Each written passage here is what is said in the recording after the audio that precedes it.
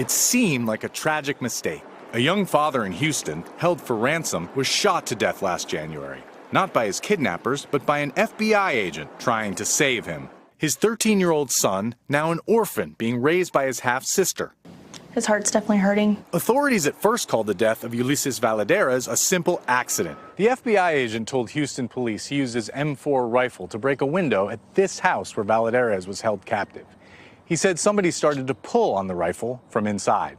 When he felt he was starting to lose control, he intentionally discharged his rifle. But now, new questions about whether Valadares died because of an FBI agent's negligence. 10 months after the shooting, the Houston police chief took the unusual step of announcing that the FBI's initial story doesn't add up. Our investigative findings do not support the description of how this incident occurred provided by the shooting agent. The Valadares family is suing the FBI, alleging wrongful death. The FBI declined to comment on the case to NBC News, but it's one of several recent incidents in which the Bureau has come under scrutiny over an agent's use of his gun.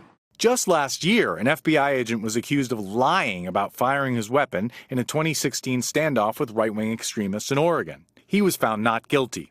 And in Colorado, an agent pleaded guilty to assault after he lost control of his gun and shot a bystander while doing this at a nightclub.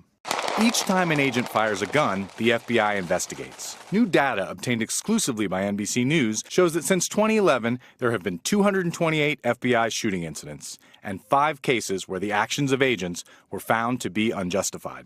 The FBI defends its process as thorough and fair. Critics say the issue is that the Bureau won't discuss the details. Because they're investigating themselves, there is some question about the independence and transparency involved in those reviews. I would like an honest account of what happened. You're not really reassured that the person was given any additional training or even if they're still out there with a gun.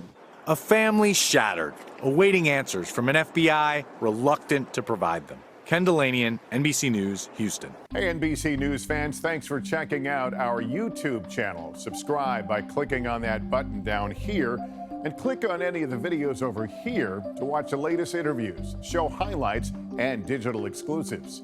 Thanks for watching.